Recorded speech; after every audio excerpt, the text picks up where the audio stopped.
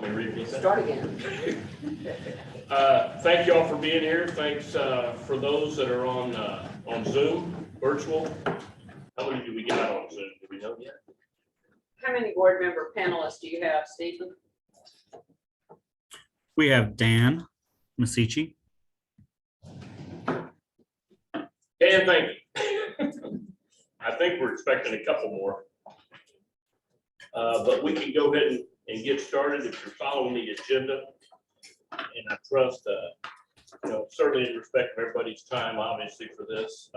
And we really want to be efficient as we run this meeting so that we can get out on time, even though we don't necessarily have an end time. I personally try to shoot for a 9 o'clock departure. So we are going to have discussions where we need to, for sure, but trust everybody is familiar with the packet and ready to ask some pertinent questions as it may seem fit. I'm told there is no public comment, so we'll move on to declaration of conflict of interest. So all matters related to Dallas County. Melinda? Yes, TWC state matters. Okay. Rebecca? Anybody else? Conflict of interest? Courtney, TWC. And this is Dan Mitchkay for Dallas ISD. If I can cover one thing. If you'll notice in your materials for this meeting, we sent out an updated roster of all of the vendors and contractors we do business with, and a new statement. If you would review that list and sign the statement, bring it back with you in June or send it back to Connie anytime. But each year we like to update the conflict of interest conversation and let you know who are all the different vendors we deal with. Thank you for that. Also, do you want to make a quick comment on parking?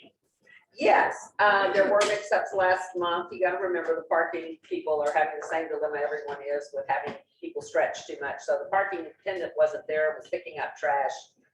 You should leave here today, Barbara, with both a stamp on your card, if you pull the card, and a coupon.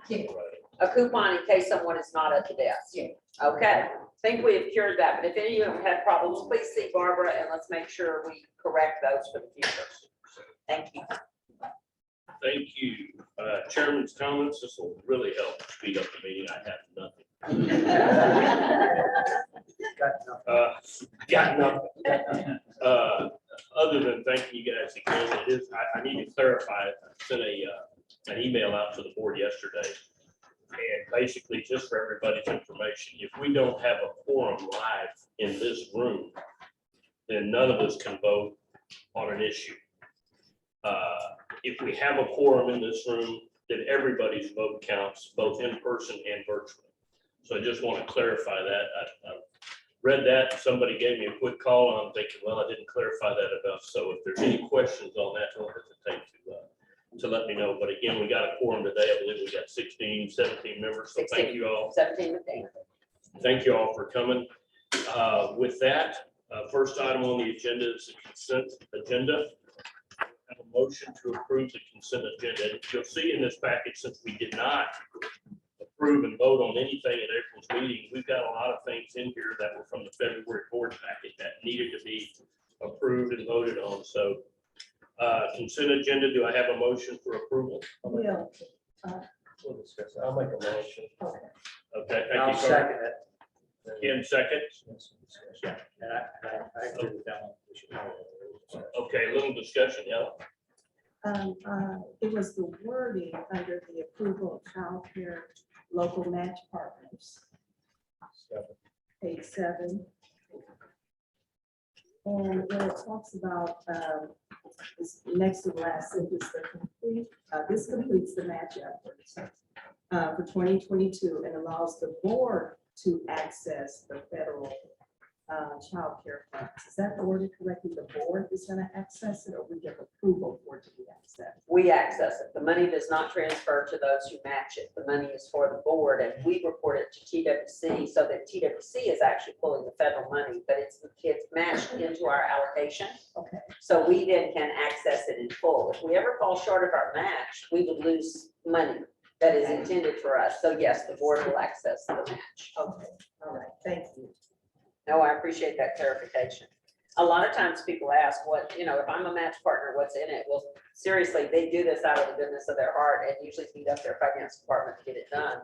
We need the financial reporting, so we may draw the extra $2 to $1. It's a lot of money. Okay.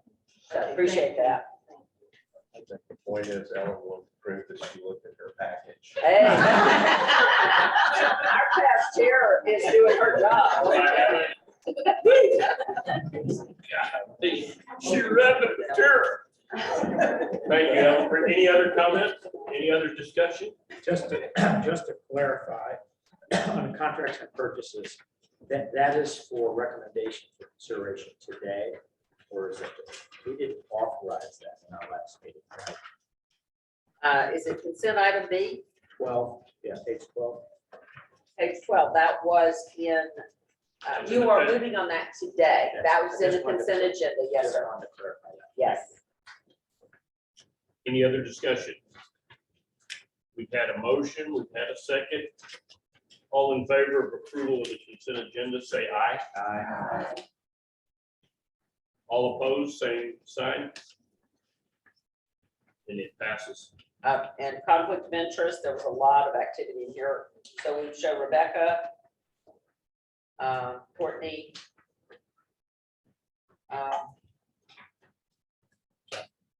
Justin. I was trying to go through and Dave. Oh, there's everybody in here.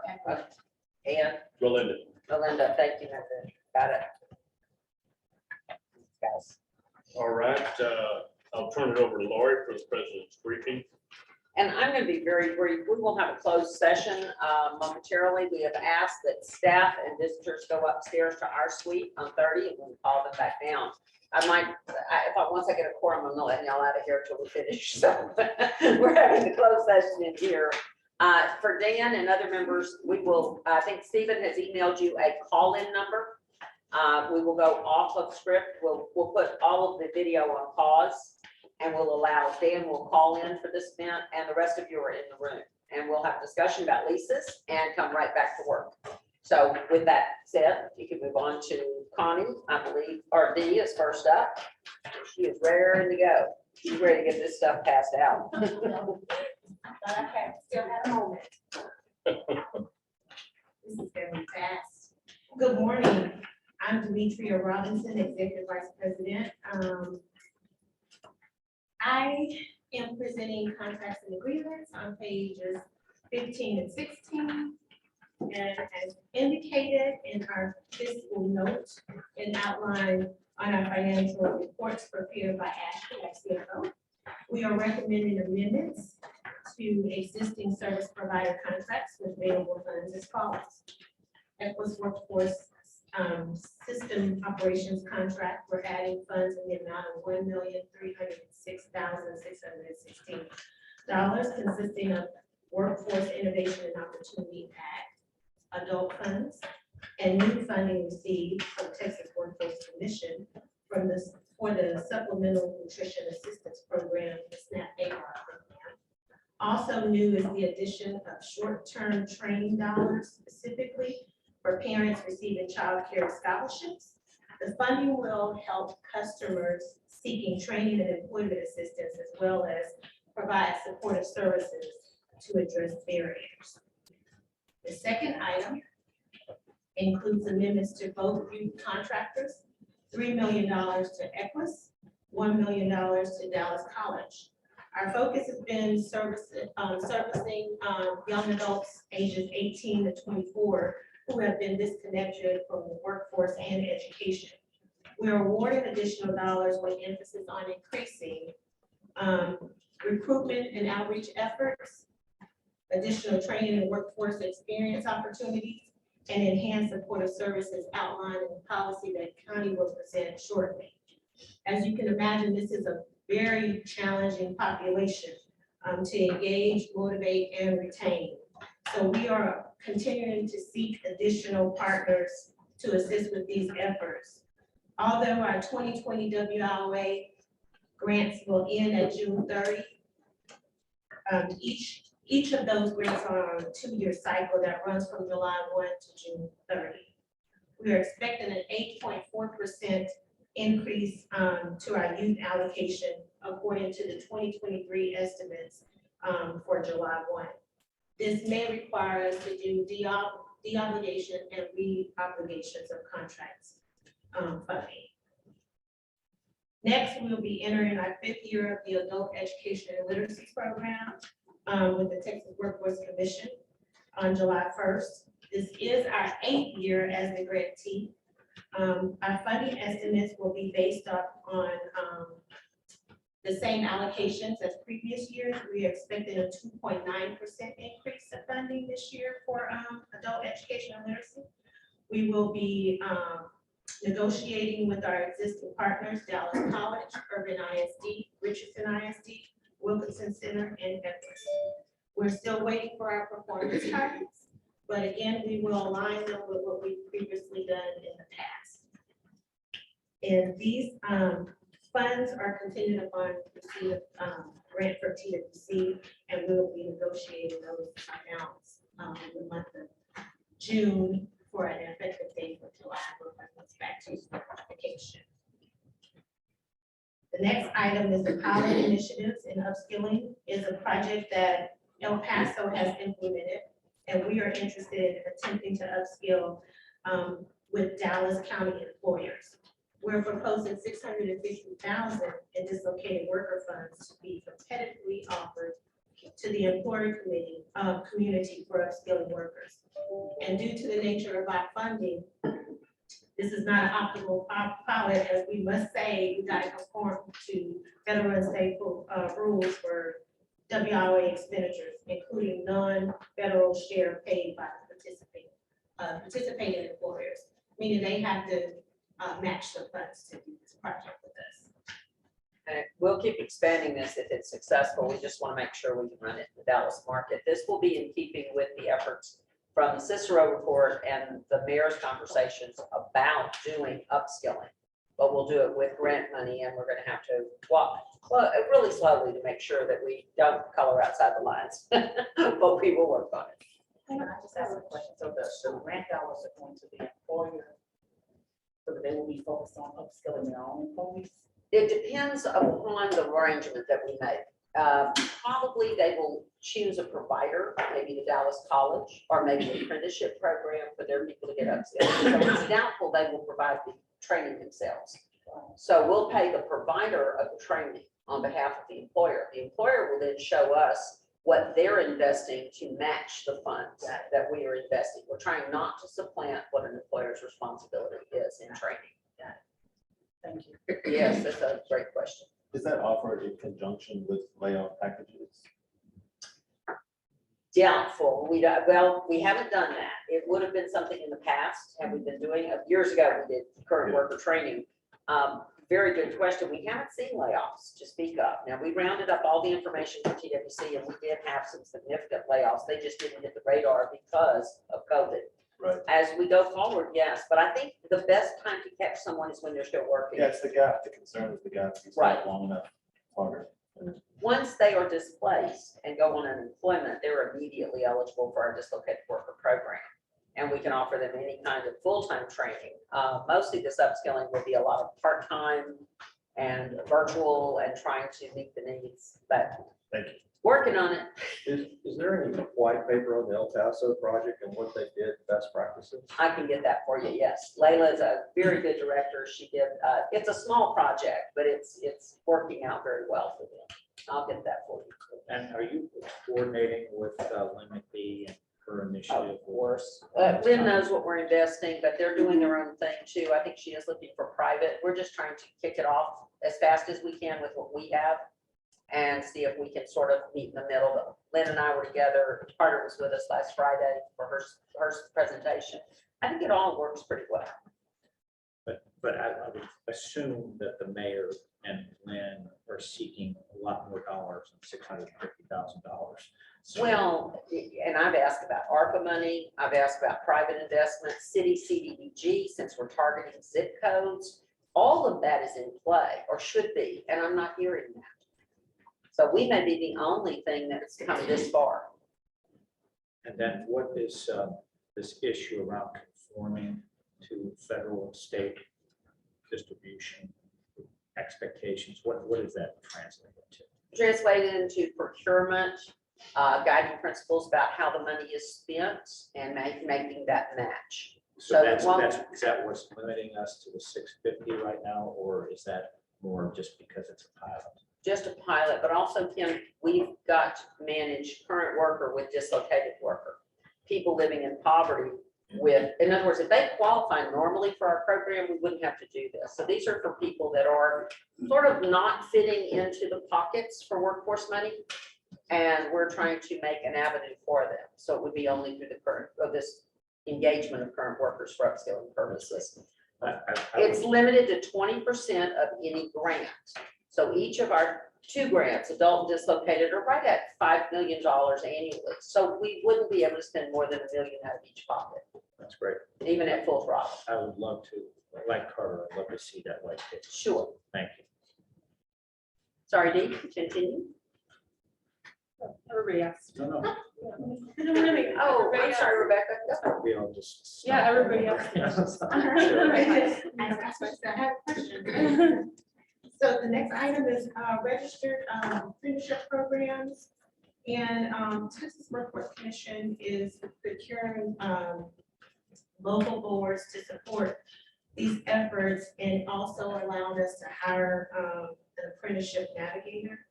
The qualified apprenticeship sponsors we've identified is New Apprenticeship, Arts to Work, and Dallas College, who are already approved and running.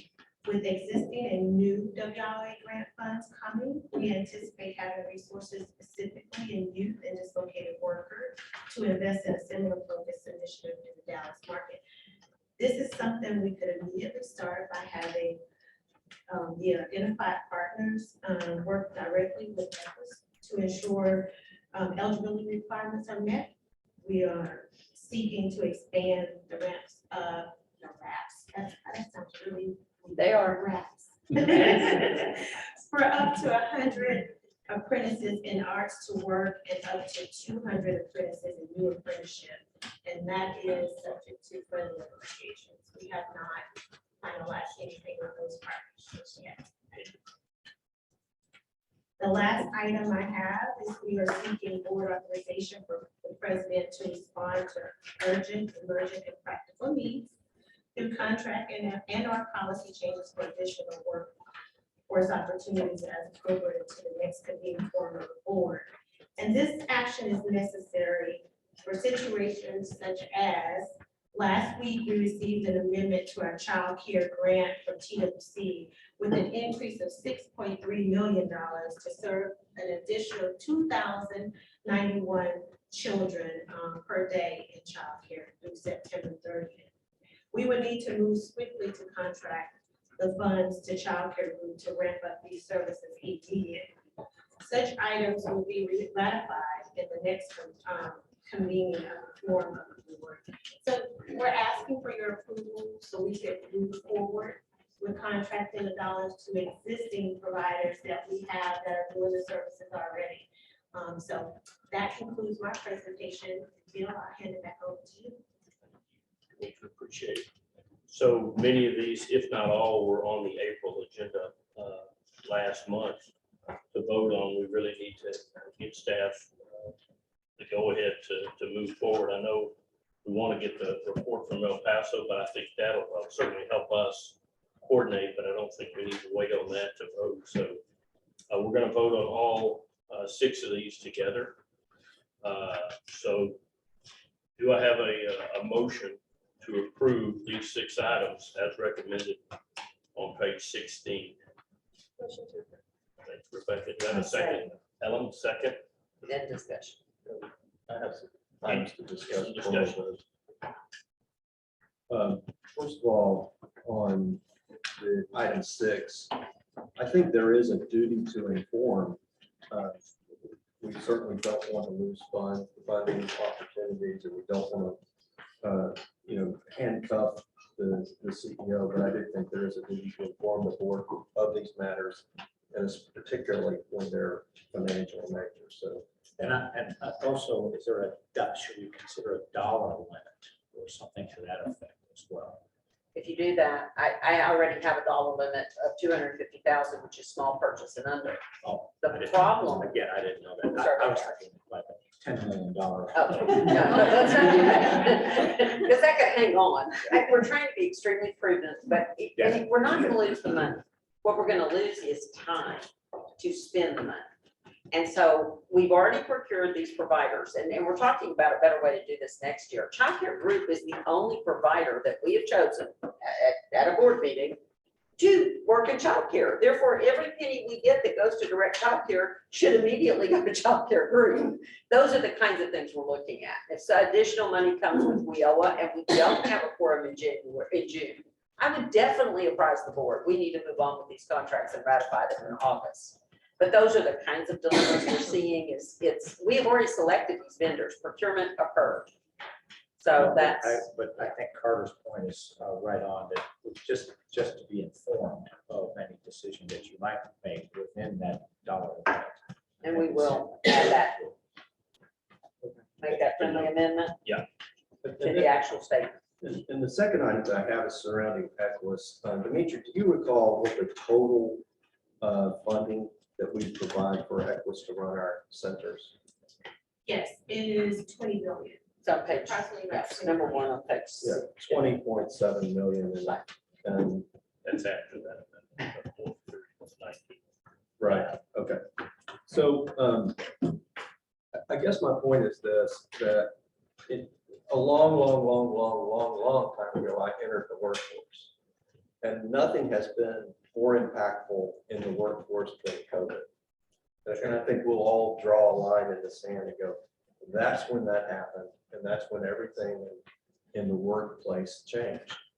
And I would say when we're giving, when we're appropriating $21 million for Equus, we need to challenge them as they run these centers, that you cannot do things the way you used to do them, that everything has changed. I don't think anybody in this room thought that it would be harder to bring workers back than it was to have them go away. And we're still, every business in your organization, every business is struggling with how we get workers in the workplace. And it's changed dramatically. So I would challenge us to look at Equus and challenge them to how these centers are run, and that you can't continue just to do what you've done in the past. But the workforce has changed dramatically. Employers that we represent are crying for workers. We need to be more, for $21 million, they need to be very creative in solutions. And then I want to tack on real quick, because I think that's huge. I think they have had some flexibility with what they've gone through the last couple of years. I would really challenge all of us as board members to go visit a center and walk in. I was told, and I don't know if it was Carter and I talking or one of the Texas meetings, or maybe not, walk in an office like you don't have a job and you're looking and see what they do. And you might see that flexibility that you're talking about in there to learn a little more about what goes on, because that's a great point for sure. And I haven't gone to visit lately, I can tell you that, it's been a while. But I welcome us all to go in there and just see what they're doing and see how flexible they become. I'm sorry, Ken, go ahead. Alan has a comment. You bet. That Alan? Yeah. Hey, I just wanted to echo this, I think this point that Carter's bringing up, and also Bill, I totally agree about the going in and parking the services, but it seems like essentially, if I understand the system, we've given Equus and Child Care Group enormous dollars to essentially be the staff. So the fiduciary kind of responsibility flows to oversight of their operations. Is anyone from Equus or Child Care Group here to answer questions? We didn't prepare for that, Alan. I don't know that that would be fair. There are staff persons in the room. Could you focus the questions to me, and then I'll see if we can answer them as your board staff. Well, I think my request is just for us to consider asking someone from Equest or someone from childcare group to be here for future meetings so that if an issue comes up that requires discussion, that we can ask questions directly or understand sort of what's happening on the implementation level. Anyway, that's, I think that would be helpful from a governance standpoint, but I won't push it further. Well, that's a good point. And I think They we never can miss a probably- meeting. I want to go on record. They never miss a meeting. On the virtual meetings, they were always in attendance. Today, I see Tori Manis is here with Mark, with Rhonda. Lisa is here from Equus Corporate, and Monisa is here from Equus Regional. I just didn't want to put them on the spot, but ask questions. I'm happy to field them if we think it's something we can answer in the room. Well, I just think that answers some of the point Carter's making, which is we ought to be able to just ask questions directly. So if the push is to do things differently, personally, I'd love to know a lot about the strategy on childcare, including the questions that I've got in on data requests about childcare deserts, the data requests that we have in about 2-star centers to 3-star centers. But I think that's a little bit off point for the vote at hand. I just think in general, it is important that we understand that the fiduciary responsibility is flowing in lump sum. As you said, all of our dollars are going to childcare group, all of our dollars are going to Equus. So they're our provider, they're our staff essentially, right? Exactly. Well, they are contracted staff, which under Texas rules has to be that way. Your staff is the board staff. We have to not be involved in direct service provision except employer services and now the education navigators, education specialists. So it is a complex array, and I appreciate you bringing it up. Everything does trickle down.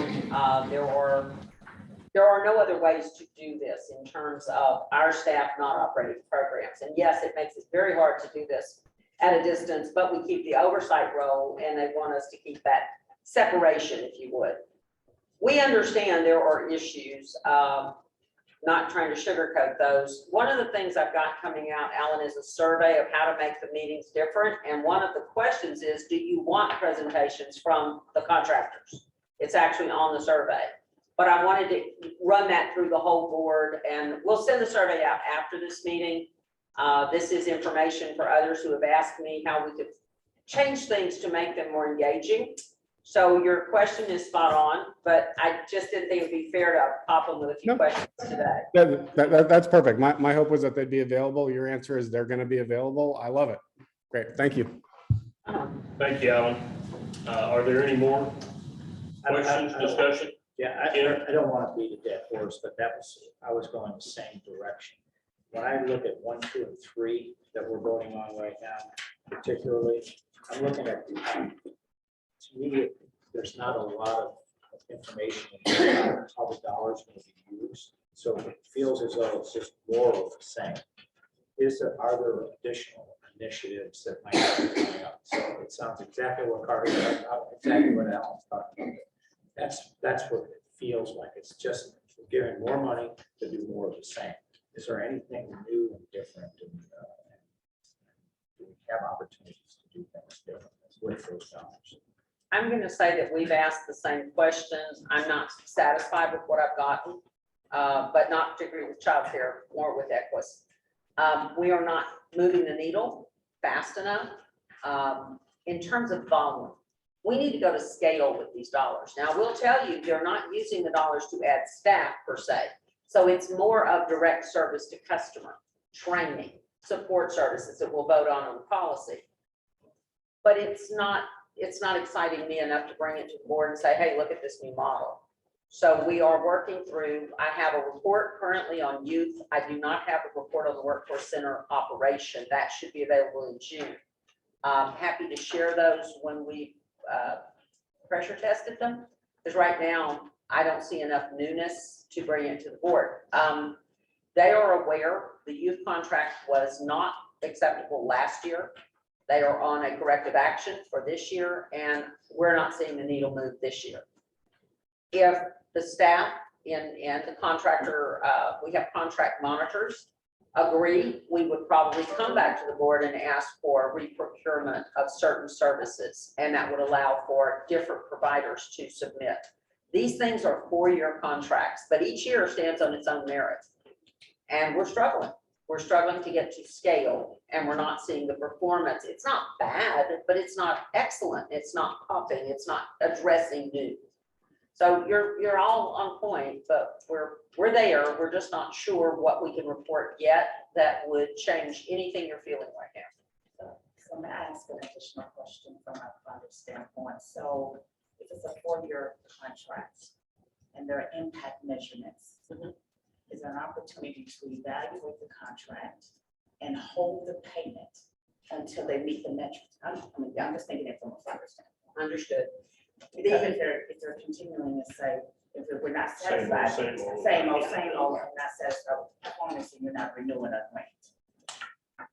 These are cost reimbursement contracts for the purpose of staffing and payment to the training vendors and support services. What is withheld is the incentive payment negotiated each year that goes to court for good performance, bad performance. Those are presented to you usually once a year to say, this is what we will pay against. And then we don't get the final report until probably January the next year. This is what we are willing to pay. It was not a full payment last year. It hasn't been a full payment for a while. Incentive payment to Child Care Group doesn't work the same way. They are a nonprofit organization, but we try to help them infuse their staff because they do a great job. I mean, it's not innovative per se, but there's not much you can do. We're going to talk about it in Richard's report. We're fixing to up the numbers yet again. We're at 14,000 now. We're going to see 15,000 by September, and we'll be 18,000 affordable slots. That's tough work, but yes, we have to consider every year a standalone. But withholding the direct capital to pay for the working staff has not been part of our. Yeah. Okay. So I just have one other comment here. I think that what would be helpful, and I'm in agreement with moving forward, is that when we're doing the overview, which was just kind of giving us an update on here was the impact from last year. Here were some of the challenges, here were some of the opportunities so that we can make more informed decisions. How do they pivot during the midst of COVID? All of that I think would be helpful. And then back to Alan's question, I think maybe even if Alan can deal like the preliminary questions so that Tori and whomever can be prepared to address them so that we won't scoot over that and be able to come back to it. Would be great. That would be really good. Helpful. Thank you. Thanks. That would be good, and also to know what those questions are, so we're all Right. informed on them. Alan, if you could shoot me some draft questions, please, before now, so June we'll be prepared and have some more information. I would be thrilled to. Thank you. Now, don't get too thrilled.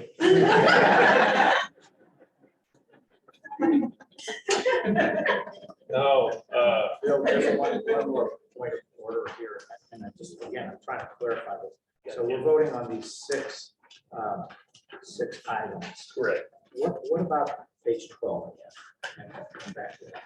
Where are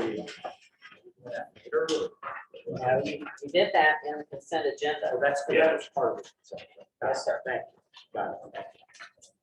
All right, do I have Bill, can I a? actually, I wanted to ask. Yeah, you bet. I'd like to go to 3 for a second, just in this, if this ends up being me just asking a question to learn something that everybody else knows, you can tell me just.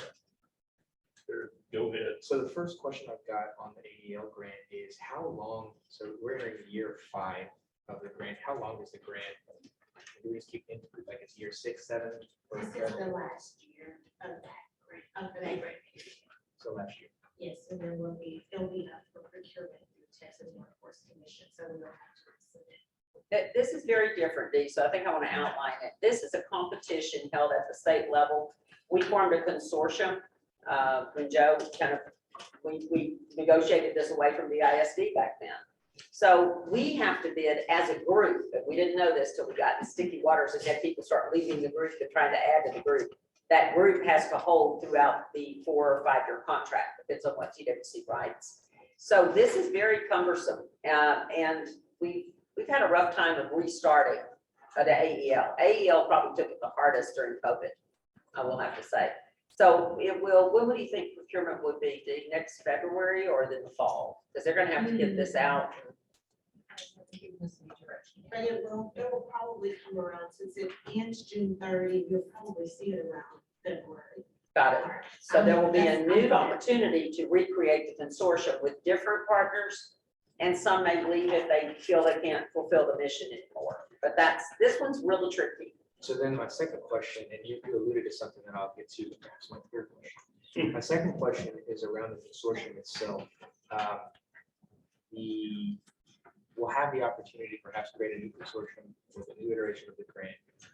But with these particular groups, is there just like a general strategy that we were taking in selecting these groups, or it's like these are the groups that have essentially said, yeah, we'll be a part of the consortium so that we can get the monies? Well, they were part of the consortium because they had a plan. They actually had a plan and a concept. Irving ISD was brilliant. They went after their workers first. They went after their workforce, people in the kitchen, people driving the buses. How cool is that? English language skills, citizenship, the whole thing. Richardson pretty much wanted to do what they had been doing with Dallas. So they knew the work. Region 10 ran it for a year for us. That didn't suit them. They wanted out.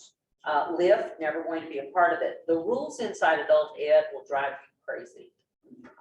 People come in, they have to do how many hours before they count? 12 hours of study before we can even count them as an enrollment. It didn't suit nonprofits for the most part, but school districts, and I would say Wilkinson has done a fine job though. Amazing. Yeah, Wilkinson's done it. Because they actually have so many other resources available to individuals, with food pantry and case management. So they've done amazing compared to an ISD or a college because of the additional resources that they have to offer. Where is Wilkinson located? They have an office on Buckner, which is their main office with the food pantry, and they provide some other services there. But I think their corporate office is off of 75.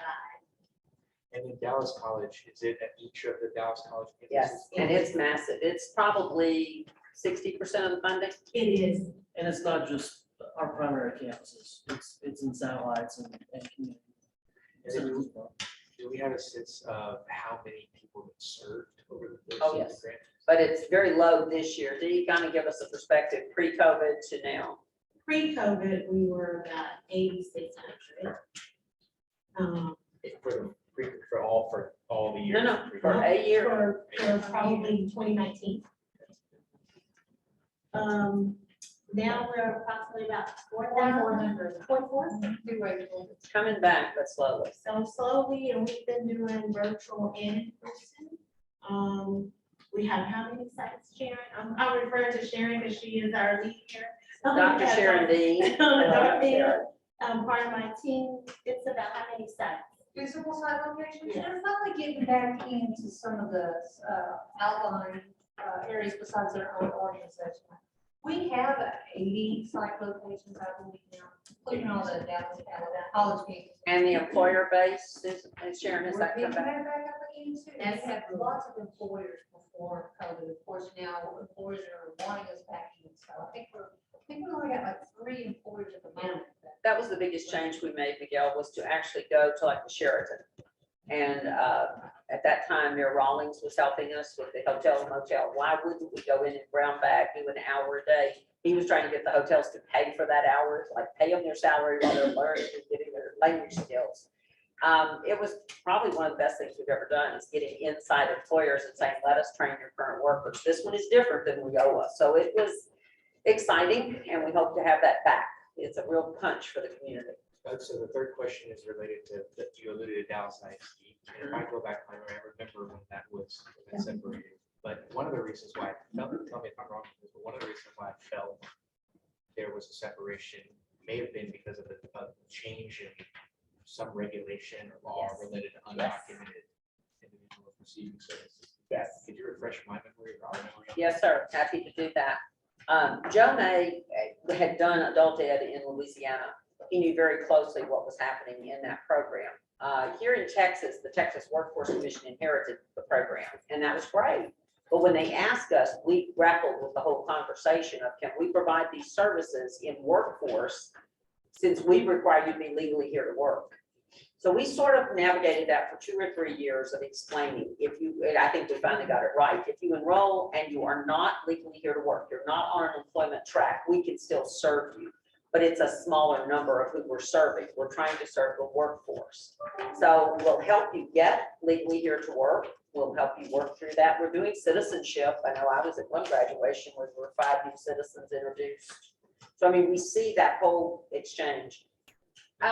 Sharon, anything change in all of that? Am I on the right track, or has there been anything during COVID? No, you're on the right track. I will say that, we had kind of flipped the script. We've got our consortium to do more of our, high school diploma, and more of our career pathways, to where there was more of a 70-30 on that end. Before it had been 70 ESL, that's what we kind of inherited from the. Yes, from Dallas. Yeah. Through COVID, we see a little bit of kind of like a 50-50 now, but we're, starting to gravitate back more to more HSC, more career pathway students coming in. And apparently, it really rocked the team at Dallas that they did not want to be involved in something because it doesn't follow the public education script, which is everybody can learn.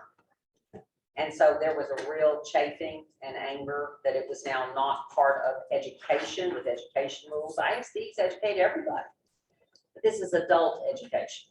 And that made it very different and made it sort of, and I think the board at that time looked at what was, I remember this one, a 400-page agreement with the Texas Workforce Commission. The finance department held it up to the board and said, if they wanted, they could have it. We're not signing off on this. So it's come a long way. It's evolved. We've all gotten used to it better. And maybe there's more opportunity for Dallas at this time, but that's kind of the history of how Dallas had it for over 35 years as the Dallas Rockwall Consortium. And the numbers are huge now, but I think the need is huge also. The only, I can't give you direction as one person, but I would hope that we might think about engaging Dallas ISD. Again, just given how proximate it is to so many families, I feel like have the opportunity to give these services. Additionally, with all the amazing collaboration happening between Dallas ISD, Dallas College, T-Tech stuff, career ed stuff, it's just there's a new ethos there around the workforce that I just think would be helpful. The last thing would be around graded funding. So we're talking about doing upskilling and at the same time doing adult ed and literacy. And might there be ways in which we could do both of those things at the same time with population checking fund boxes? Because I assume a lot of the people, there are going to be a lot of people that could potentially benefit from the upskilling that currently don't for whatever reason.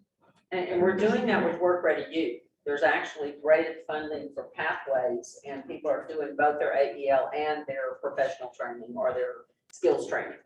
So that's. Yeah, the funding allows us to do integrated education training.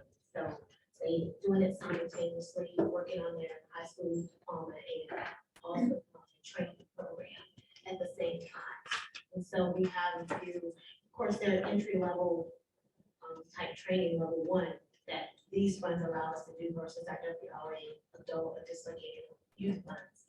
So we're working, we have some patient care tech programs going. We have Welding, construction, some computer classes. so we have those running simultaneously right now. So we'll get stats for you in the next meeting. We'll show you. Thank you. Thank you. I think that benefited everybody. Really good questions, discussion across the board. Is there anything else? We have a motion and a second on the floor.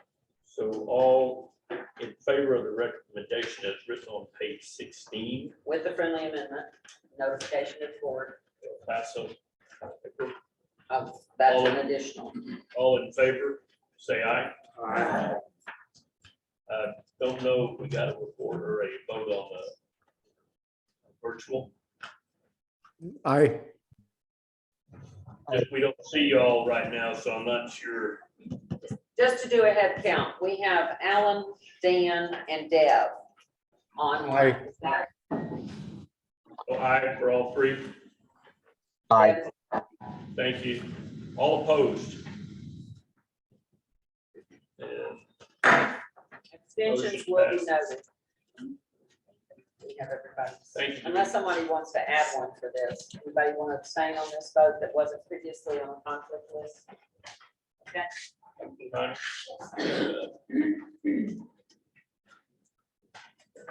And I thought hers would be more conversation. It may still be. We're not done. We're not done. Good morning, I'm Connie Rash, and I'm presenting critical policies that we have, page 16 and 17 in the board packet. Today, the policies include support services and training provider. Within our support services policy, we assist individuals to participate in authorized workforce innovation and opportunity activities. We seek approval to modify the support services policy. First is increased transportation from $40 per week in gas vouchers to $75 per week. And we would like to make that effective March 1st. Prior March. Yes. 22.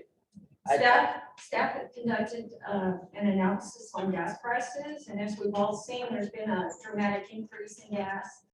And we think this is really critical for our customers to be able to afford to get to work sites and training. Exactly. Well, It's sticker shock.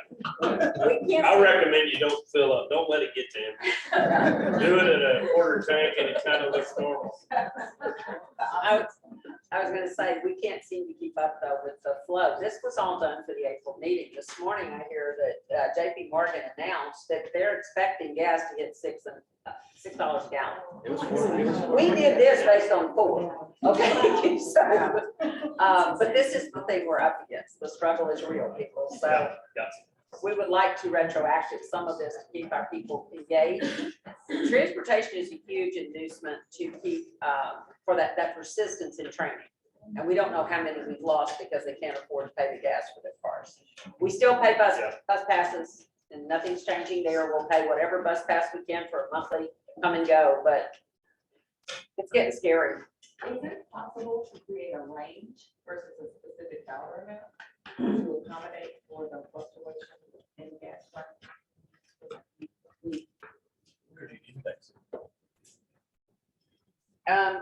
You can help me with that. I get the range. You're saying to go beyond the 75 Yeah. or under the 75? Well, we're talking about how gas prices are Yes, fluctuating. yes. And so, like you're saying, we're already behind the Got it. price of gas Got today. And so are we really solving what we're trying to solve by voting this, or are we still in the same situation? And so would we just say, this is a range by which we're comfortable with versus the dollar amount? Yeah. Or could you just tie it to an index so that it forever matches Yeah. the actual price? I think we probably could. I don't know why we wouldn't. West Texas. Well, we can. Well, we go with DFW pricing, and that's what I did on this one. AA, DFW review. For a while there, it looked like it's going back down a little bit. Now it's spiking again. But yeah, we can, let me prepare something. It's just such a huge issue. It is. Oh, it's gigantic. And it not having an April It meeting, makes the this decision. was the issue for me. It was like, oh, but we've got to get this done. We didn't have to get March. you know. If this was rewritten for this time, instead of 395 or 397, Yeah. it'd be 435. Right. So that's what you're talking Yeah, about no, there. Next month, it may be the same thing. So Maybe it's a matter of how we get through this. Let's approve Right, on that's this it. and then come back in another. In meeting. June, we will present an index tied to rate changes. That would be excellent. Thank you Good idea. both. That's good. go ahead, Connie, sorry. Okay. The second modification would be for needs-related payments. Needs-related payments are currently in the support services policy.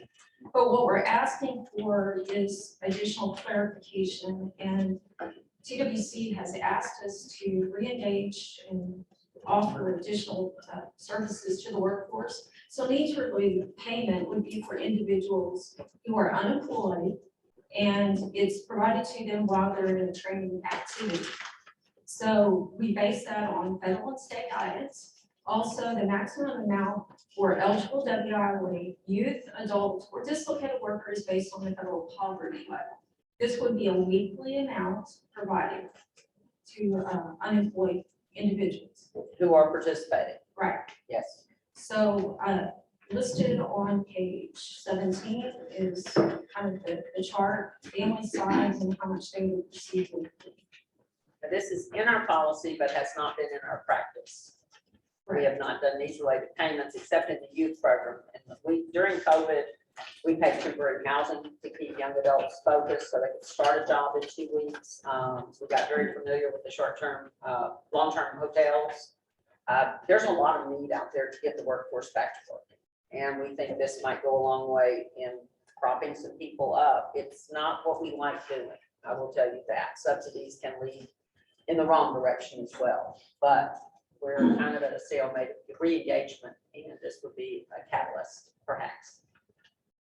Is there a maximum amount of weeks, number of weeks that somebody? It's during the period that they're in training. So most training is 2 years. Oh, maximum 2 years. Right now, most training is 6 months because people don't want to wait around for training.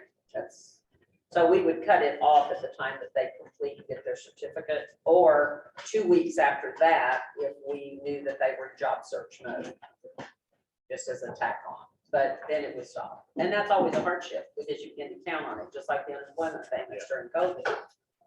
But persistence means support, and we're not doing a lot of support. We pay all the training costs we can, Pell pays whatever, they can pay, we pay the rest. We also take care of uniforms, books, and we do a gasoline reimbursement or a bus card. This would be in addition to that, but it's to keep people fed, perhaps, to keep the lights on until they complete training. So why haven't we implemented this in the past? It was never a big need, truly wasn't. Prior to inflation, we did not have that kind of a need. People in our program were typically dependent on other support, like food stamps, like TANF. You noticed last month, or when we talked, the numbers are extremely low in TANF, and I've looked at the statewide numbers, like HR, and the numbers are low, ridiculously low. Nobody's qualifying. Something that's happened that's very disturbing to me is the poverty guidelines have not moved, despite wages going to 15 and inflation taking over. Poverty guidelines now are killing people. They no longer qualify for much of anything. So I don't know how many are going to be helped by this. If they have a job at 15, they're not going to qualify. That's basically where we are. So the mismatch between what is considered poverty and what's the norm today, it's killing us. We just don't know how to grab on and help people in need. So do we have a sense of what the expenditure will be for? It'll be nominal. We've got 300 in training right now. And many of those, I think 100 at least are in the youth program. They're getting some help. It's not going to be much. And this could be temporary. This could run through September. We see how it goes. We are not in need of money. We have the funds to pay for it because we can't seem to get volume back, that scalable number. So it's just a crutch maybe to help people get involved.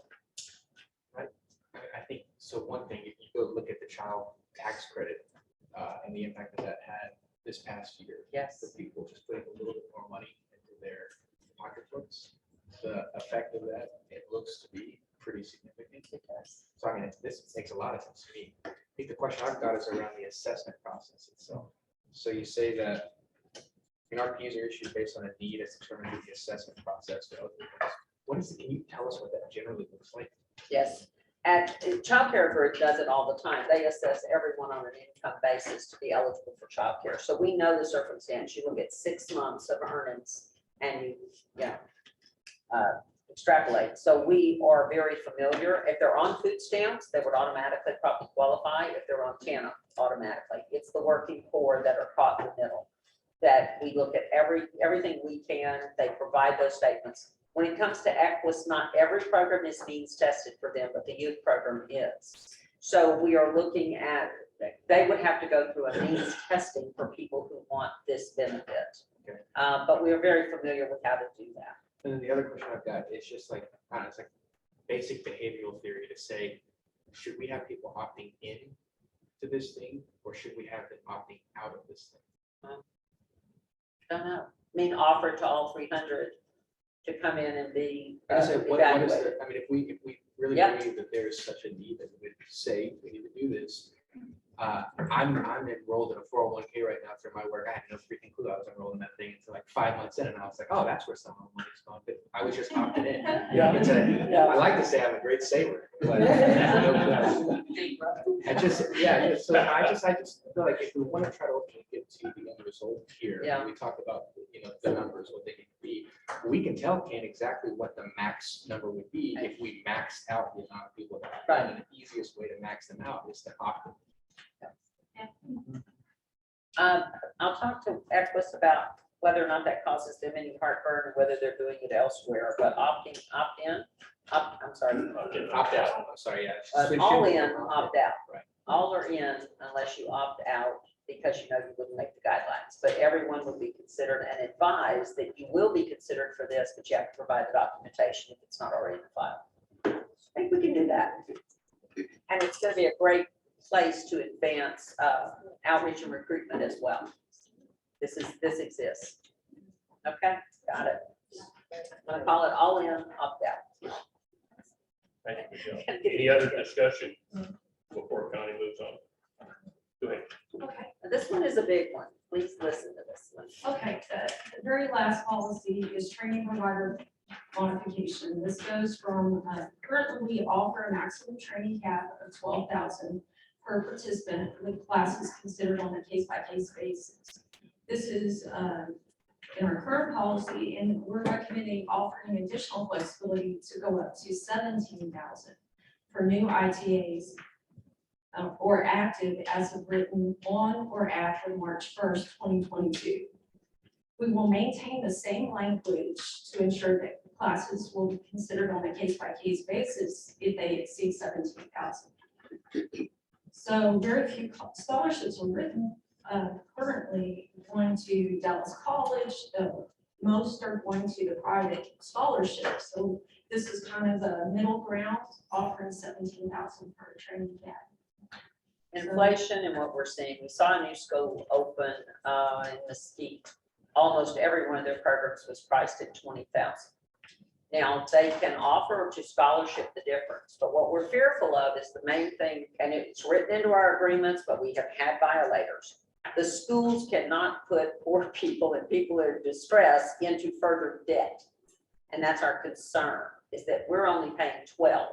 If true cost of training has gone up, we'd rather cover the tuition, meet them in the middle. We're not going to go to their 20,000. But if we don't meet them in the middle, we know some of the people will either decline the training because they're fearful of the debt, or they will sign off on a grant. They will sign off on a loan. And I'm just trying to get us to a point where we recognize, again, the inflation, test this out, see if we get any better training. There's a lot of tech training that isn't going to be $12,000. Now, I talked to other boards. In a meeting with somebody at Equus who was from Memphis, and she went, oh, don't pay like that. We only pay $4,000 per person. I'm like, what's your yield? And she's like, we don't get much back. Like, yeah, you get what you pay for. Yeah. And the cost of training has escalated. And part of that is to get good teachers. The worst part of training is when we find a school that loses their teachers, just like childcare. If you don't have good teachers, qualified people in the classroom, you're spinning your wheels. This one's iffy for me. I know I want to make a better effort. Is 17 the right place? Is it not the right place? It's definitely not meeting the high bar. There's some people that want $40,000 to train students. And the college is awesome and they're inexpensive as heck. But they're giving away training and have all kinds of federal grants. So we also find ourselves dealing mostly with proprietary schools, and they are not cheap. Is there a better figure? Is there more analysis? But we would like to make sure no one is being put in student debt based upon our efforts. And no one is not being trained or says, I can't do this. I don't want to take the chance. We just don't know the dialogue between the student and the school. And it's confusing. So are these funds given directly to a provider for, let's say, I'm just gonna make it up, 40 slots of scholarships, and then they pick 40 people and they're covered, or do students? One scholarship at a time, Rebecca, one at a time, and they are paid monthly. But does the person who is getting the training have to apply for the scholarship, Yes. or it's done through the provider? No, they must come to the center, workforce center, and talk to Equus. Then they get bid letters. They have to show us that they've been to 2 different schools and made a comparison.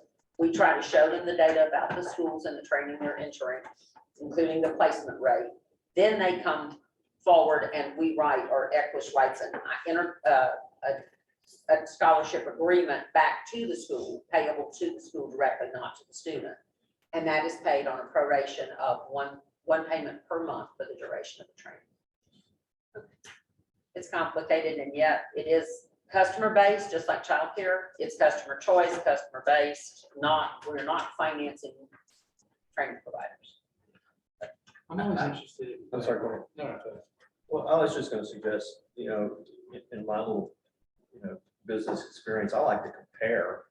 We have other boards that we could look at, and what are their policies and how are they implemented? Is there a successful method by which they're using that we're not, and what level of funds are they providing? So maybe survey some other boards.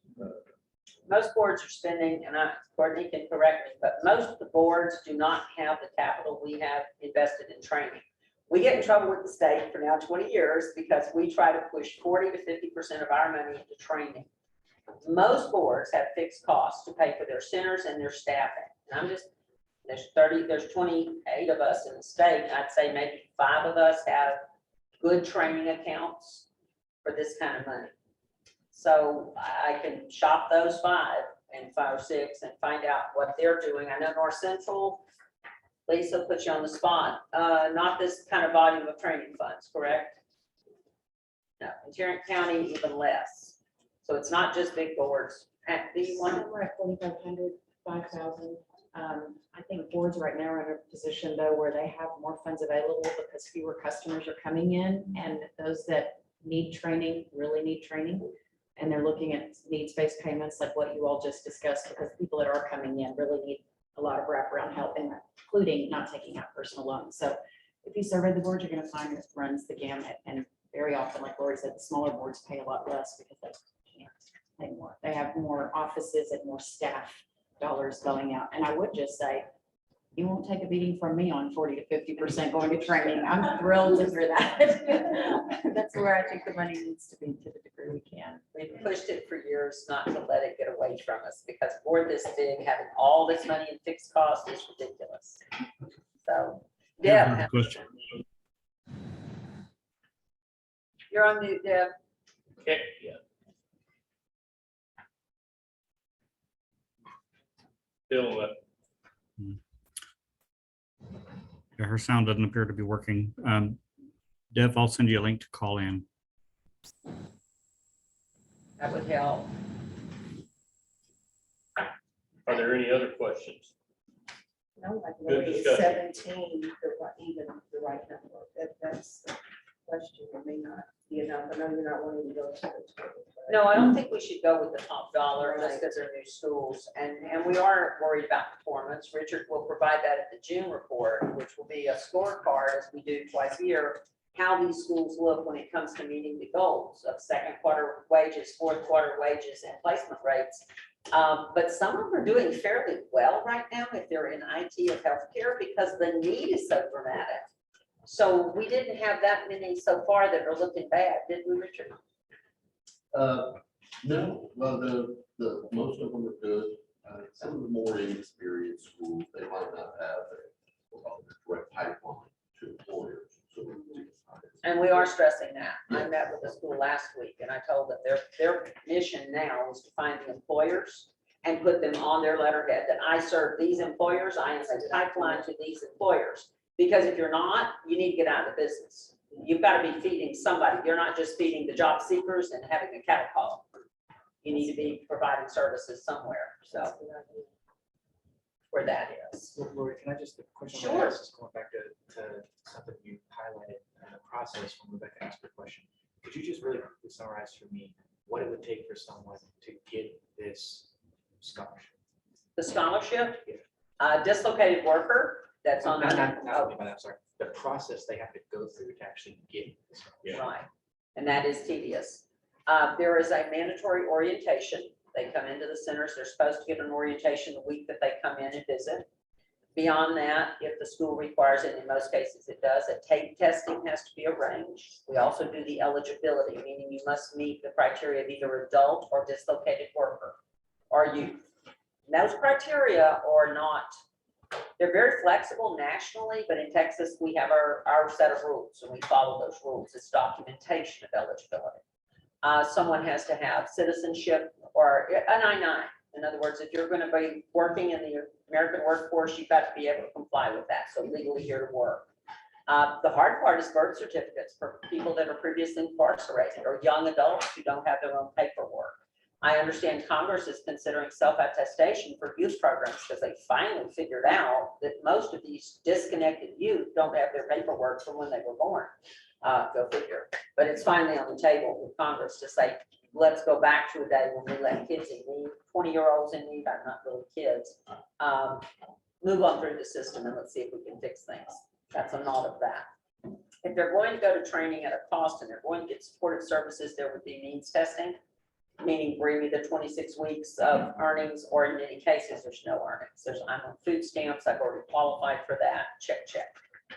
It doesn't go as fast as it should, but I have Equus's attention on that, and I think things are going to pick up. So the second and final question would just be, do we have any data on the yield of people starting the process to actually ending the process to get the funds? How many people make it through that process? We're not sure. And there's not a way to capture that yet, but we are talking about a system to capture that. I understand Travis County has something that we need to look at, which would allow us to see who begins and at what stage they leave. Because we know that it's been very tedious. And again, COVID, come on. Things didn't come back till about February of this year where we saw volume pick up. Now in March, April, numbers really have increased. But I think it was Ken talking about what innovations for post-COVID, not enough. I'll just say it that way, not enough innovation. But I keep it with the spirit of that. I think, like, and you've already said, you've suggested that this is going to be something you do. The innovation just from like the bureaucratic process on our to be able to set stuff up to then determine what we're actually, how many we're actually ending up with the programs would be super fun. I will tell you, we do not run a risk-averse system, but we run a very clean system. And big cities have to do that. The Department of Labor sits a few blocks from our office. And if they're going to monitor anybody, it's us. So we get picked apart for lots of flexibility.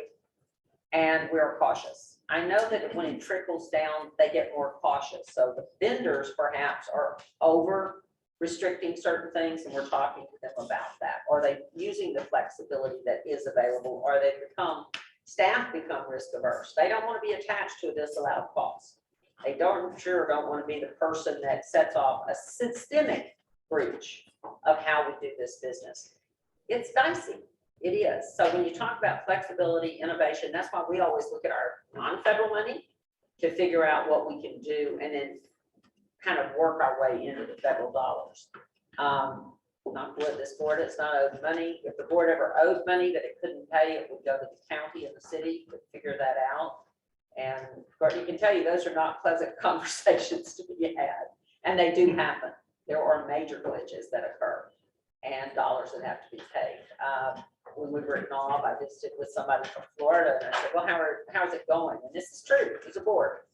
Well, we got a federal review and it's $50 million, $25 million to the state, $25 million to the board, but we're working through it.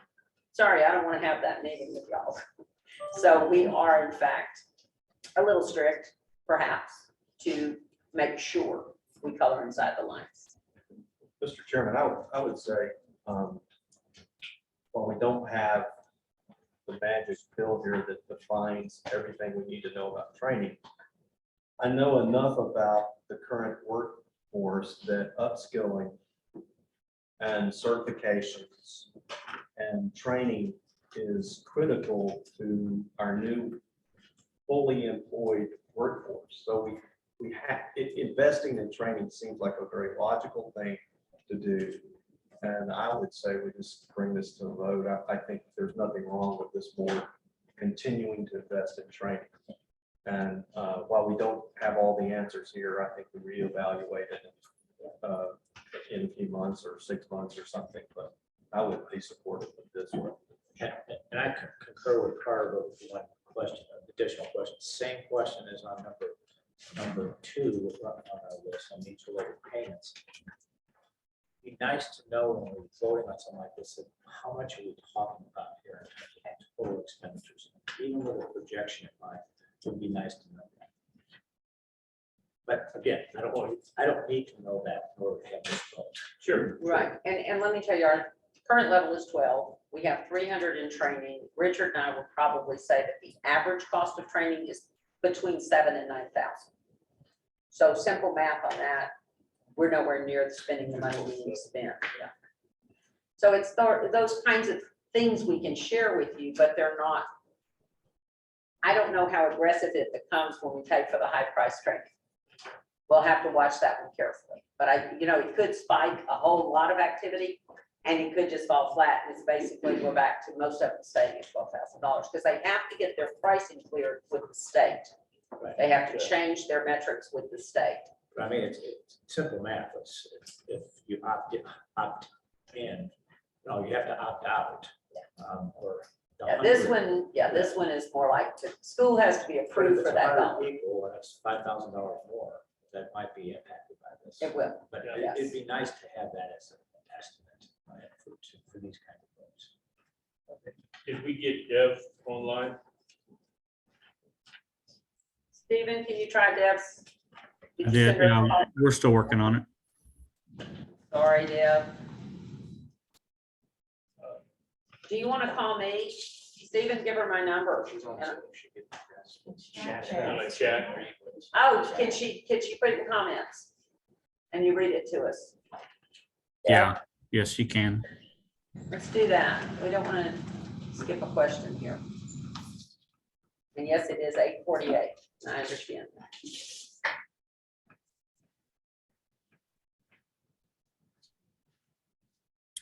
I've given her a couple of options. She's trying to call in as well.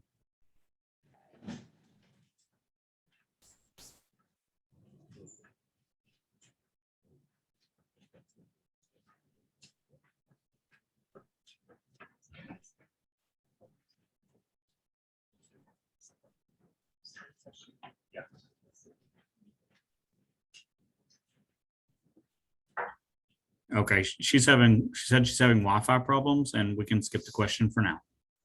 Thank you, sir. With that being said, do we have a motion?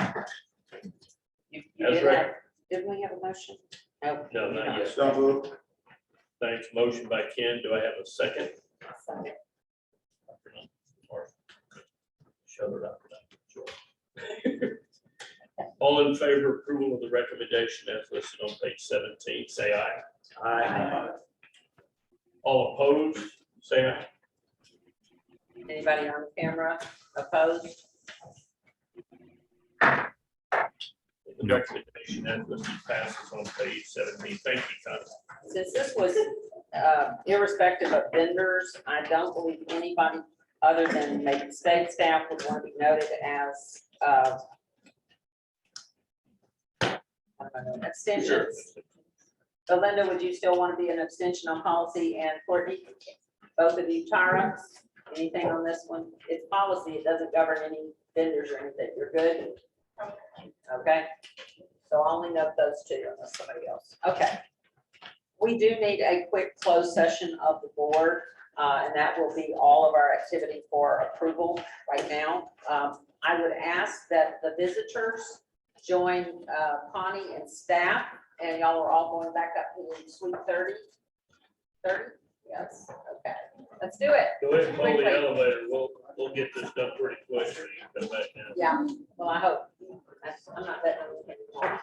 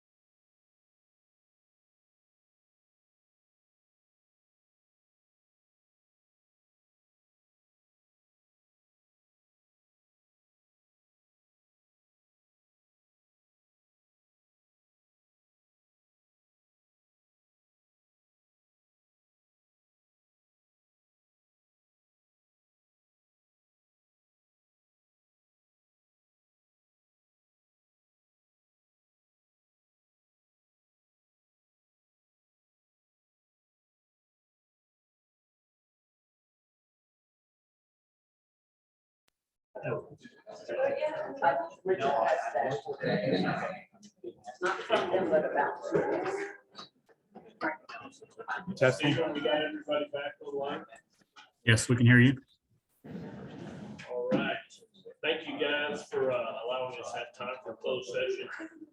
One thing, obviously, we're about 9:20 into the meeting time, and one of the things that has come up is some, and they're very good questions, but what I'd like for us to do as board staff, as we're reviewing this packet before our board meetings in the future, if you got some questions, go ahead and note them down so we can address them maybe early in the presentation of whatever it might be, however it's addressed. Just for the sake of time, because I know everybody gets a little antsy. We want to make sure we have and maintain the quorum as we're voting on these issues. With that, do we want Carter? Turn the floor over to Carter. No, Mr. Chairman, I would make a motion concerning the North Dallas office location, which was closed during 21. I would make a motion that staff, our attorney, John Dickey, and Cindy Richard Ellis continue to negotiate for this lease and execute a lease upon completion. Motion. Do I have a second? Second. Miguel? Yeah. For the folks that were on virtual, obviously we had a bad connection on there. Lori will reach out to each of you all to go into a little more detail than we can here in the public forum. But with that, all in favor of the motion that Carter made, say aye. Aye. All opposed, say no. Any abstentions? Yes, this is Dan. I'm going to go ahead and abstain since I didn't have the benefit of the closed session. Thank you, Thank Dan, you, but I Dan. will be back in touch with you, Deb, and with Alan. I believe you're the three. Alan or Deb? That they are not, they're no longer with us. They had to step off. All right. You can still reach out to her. Yeah. All right, with that, the motion passes. Chopper. We roll right into chapter task force would have been Susan. She's having a United Way board meeting today. I think it's self-explanatory, and so many of you were on that same meeting. We will be scheduling the next meetings. We'll get that out as soon as we can, and as many of you as want to attend virtually, as long as you're not a member of the committee, you need the committee to be a majority, but the rest of you can be in attendance virtually, and I think that worked out well last time. Sure. Information items, we'll start quickly. Richard? Super quick comment. Yes, ma'am. It was really helpful, and you're gonna send out a survey. I recommend everyone fills it out. We went into great depth. The Tori Manis and the CFO were there answering lots of questions, went through a lot of data. We learned a lot of information, as in most of the funds we send over to them never hit their bank account. It goes directly out to providers and families. So I recommend we do this type of thing for other contractors, and I recommend you all attend. And thank you for coming to the orientations. You, Diane, Ellen was with us, and Tara, and we had a really cool meeting, I thought. So we Orientation for new members, and there's a lot of stuff that's brought up in there that you just don't know about from what this workforce group does. So very informative. Thank you, Lori and staff. No problem. Madam President, can I just make a recommendation? We have 4 discussion items, and I know we've gone over. Can we just bring an update on finance? I do need our. Oh. I'm just, You're fine. I know. How, That's the Chairman, chair. what is the pleasure of the board? Skip everything except finance? Let's see. How long was your report, Richard? Just I can make it. let's just be efficient. I don't want to take words hard on doing it. I don't want to. Go ahead, Richard. And I'll touch on all the points, but on page 20 is the NPR, which stands for monthly performance report. And we are currently not meeting 5 measures. I'm not going to list them, but they are the red shaded blocks. And real quick,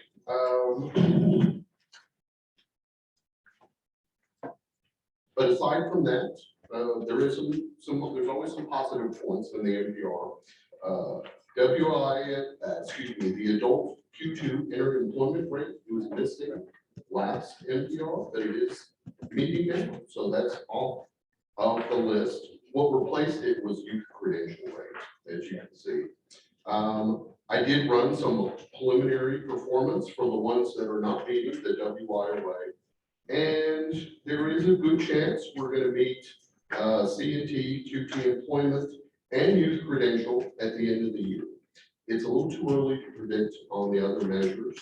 Another bright spot is the choices performance measure. It's still currently not meeting. However, in just the month of April, which is preliminary, the participation rate for the month was 72.41%. That compares to 67.97 in March. Let's So do the next page, Richard, 24, is that graph. yes, And if things stay on course, you have us slated to meet the measure. by the May NPR. The May NPR might reflect us already meeting that measure. Correct. And then this is the March, so we still have to go through another one.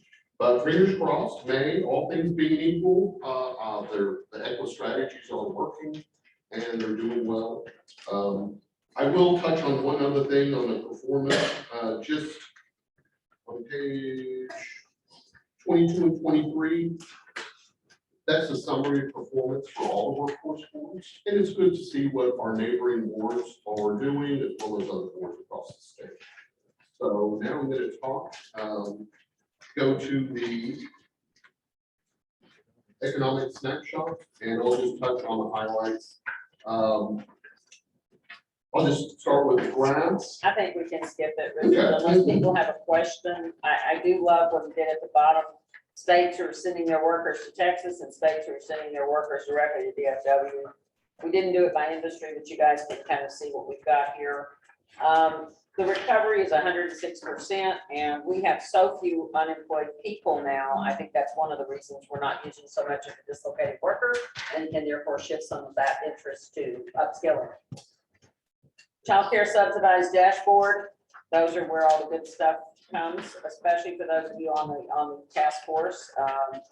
It's great data, and we're showing great improvement. If you'll notice, the biggest problem we're going to have is scaling up from 13,685 to 15,373. This is coming like a freight train, and then we will have affordable slots totaling 18,000. It's finding eligible people in this landscape. The next is the quality childcare dashboard. A couple of little things to point out. We're very happy to report we've gone from 5,836 kids in quality care centers. Now, these are the Texas Rising Star Centers, January 21. As of April 22, we've increased that to 7,216. That is a celebration moment. We have that many new kids sitting in quality centers. Now, part of that is the incentives being given to the centers to improve their game, pick up their game. Kudos to TWC for all the investment they're making with these centers. But that one is, I do not want to miss that. It's, January is April 1500. well, January 21 to April 22. Yeah. Yep. So 16 months, yeah. And that's still amazing.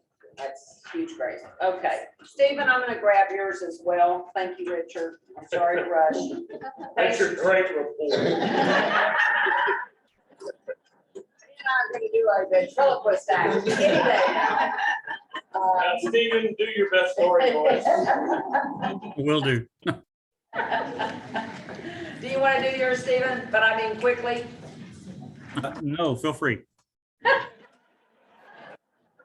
Actually, I can, yes. Okay. And truly, I wish Lynn were here to own a little bit of this. She has been the squire of our innovation for quite some time.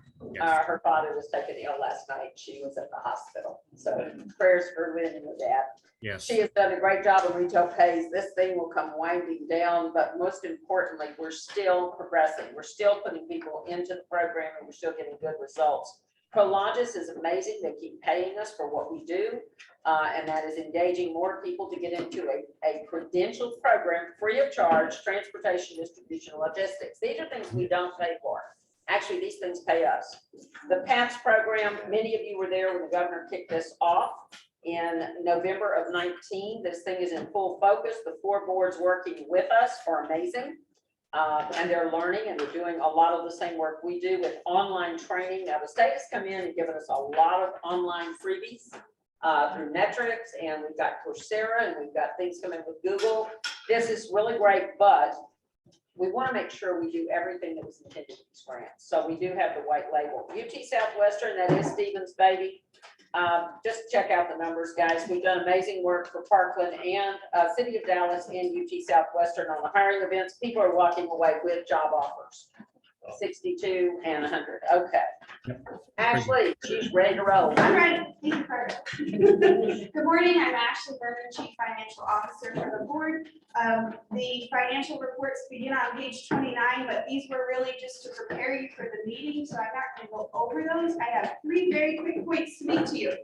I want to let you know that we are watching for planning figures from the state for our grants, which have a beginning date sometime in the second half of this year, especially the WIOA or Workforce Innovation and Opportunity Act grants. Those begin July 1st of 2022. These are our adult dislocated worker and youth grants. And based on federal projections, we do expect a modest increase in all 3 of these grants. But we do hope to have more information for you next month as we are awaiting those figures. Point number 2, also you approved earlier in this meeting an increase in contracts for EQUIS, especially or specifically for SNAP, which is the Supplemental Nutrition and Assistance Program. I just want to let you know and give you a heads up that we are expecting more money from the state in this grant. The state is still awaiting this infusion from the U.S. Department of Agriculture. And this is one of those instances in Demetria's section, I think it was point number 6, this case might arise prior to our next meeting, and we will want to hurry up and contract this money so that EQUIS can get started on spending, especially since the grant ends September 30th. And my last point, I just want to let you know that Crow LLP, our external auditors, are wrapping up their field work this week.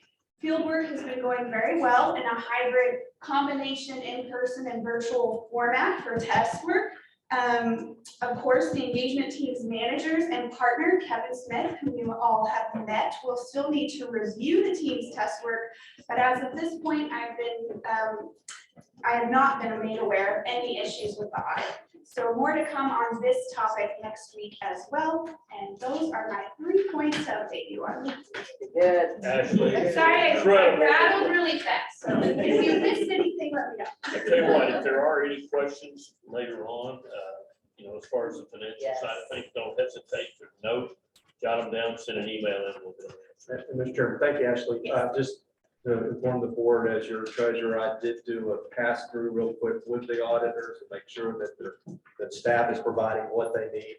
And I got a heads up yes on that. So as your treasurer, I'll just report that we are doing our due diligence as a board with the audit. It's ongoing and it's looking good. So thank you. Thank you, Mr. Chairman. I'm just going to keep rolling really quickly. Oh, we had another question? No. Oh. If you'll turn to page 33, monitoring reports are being done consistently. This is a huge responsibility of the board, quality assurance and oversight. State monitoring update at the bottom. PwC conducted an EO review, no issues. Department of Veteran Services conducted a review, no issues. The next one is technical assistance plan for the choices program with the state. We are complying with that. And as you heard today, we probably will meet measures. The state will not take us off the tap until we're done 4 months, but we're going to make that goal. Workforce Commission began a risk assessment facility review. They chose Pleasant Grove. We will get that report shortly. On May 4th, the Texas Workforce Commission issued a final report on child care, employment service, trade adjustment, and WIOA.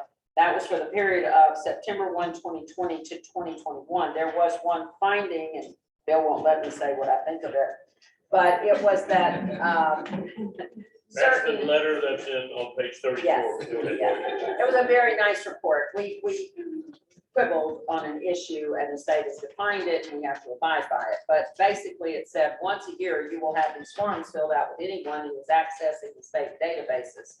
And our staff read that as, okay, we'll do that once a year. When the monitors came in, they said, oh no, that means it expires on the day you signed it and you have to re-sign it on the very day. Well, that isn't what it said. So that's the finding. that we did not have everybody sign. You know, there was a gap in some cases of 3 months, but we thought it was like an annual audit. As long as you get it done every year and in the cloud, we're good. Okay, that's the finding. So we're doing pretty good, guys. Just a point of order. I know we left this to the end. I want to introduce you to our staff real quick. Alex, I'm so sorry to keep you guys at the end, but I know you have some guests in the room as well. Alex Perez heads up our facility management, all the work that goes into these centers, planning, space planning and everything. He also takes care of them in emergency and has been dutiful throughout COVID. He also does our technology, and that is in working with QNet. QNet is our technology provider. Alex, introduce yourself and your team. I'm Alex Perez, as Lori said, I oversee technology facilities for workforce. I'd like to start and introduce our network specialist, Diana Gutierrez. Our technical server engineer, Abraham Medina. Our server engineer, Andrew Duncan. Our business executive, accountant, Jeremy Hall. Sorry. Jeremy Hall, Larry's son. Good to meet you, Jeremy. Larry, your dad's been our contractor now for over 20 years. I mean, this is wonderful. So thank you guys for showing up today. Nice to meet you guys. Yes. Thank you very much. That's, we didn't know, frankly, how deep our IT group was. So this is an education. This is your 5 frontline guys. Thank you very much. Partners with technology at the center. Appreciate it. They squared us through a review with AT&T last May. AT&T did a lot of, discovery, if you would, of here's what you need to do to make sure you're really okay. QNet did a great job for us, and I'm just going to say this because it's too cool. They found possibly the only female-owned organization in town that does pressure testing. Minority female. She came on camera and I said, "Oh, bless you. There is definitely a woman in technology." So they did pressure testing. We have those results. We will not share those publicly. These are very confidential because we don't want to give anybody a roadmap to our weaknesses. But I have to tell you, QNet comes with lots of certifications that are required. We pay a good deal of money. We take this very seriously. And in the last year and a half, we've had to take it a lot more seriously just to make sure we're protecting everything. We don't write programs. We don't have personal databases. We don't have anything that we create. We're using the state systems, but we do have a lot of transactions that could cause us to lose. And right now we're looking pretty good. Now, AT&T has contacted us again, asking us to buy services from them. Because we have QNet, because they are giving us all of the other help we need, I don't know that we will need to turn to AT&T, but we're open to it. The only other thing is we're about to put out a procurement. We'll bring it back in June. We need to re-procure, not for any reason other than the time the clock is ticking, for our online services for all of our Wi-Fi. And as you can imagine, we use a lot of that. Current provider is Telepacific, and so it's not a normal name, but we don't do the generic, Spectrum, AT&T. We are doing these highly specified situations. And that, have I covered just about staff? Who am I leaving out? We have a lovely group of staff that wanted to meet you today. Some of them you've already met. Did you really want to meet us? I don't think so. Strangely, they're icky enough that they did. Okay. Not calling you out, boy, but. And Ro, it's so good to see you. She is the senior under Ashley Berner, and yeah, good to see you here. Okay. Thank you guys for coming. Really appreciate it. For all you do. Definitely for everything, y'all. Keeping us right where we need, between the lines, I guess is the right way to say it. Do we have any other comment, any other questions? If not, Rebecca. Read the board. There's a lot of information or questions Yes, that there is. are right here, very obviously in here. So thank you. Thank you, Rebecca. We try. Thank you. And with that, thank you all. Thanks for your patience. We ran certainly a little bit over, but a lot of good discussion, a lot of important questions. So with that, we adjourn. Quick point about the survey. Please answer the survey because I'm asking whether or not you will come if we change the time. Okay? We'll try to get that out by Friday. We have all the questions done. It could have been an interesting meeting survey. No. We just agreed to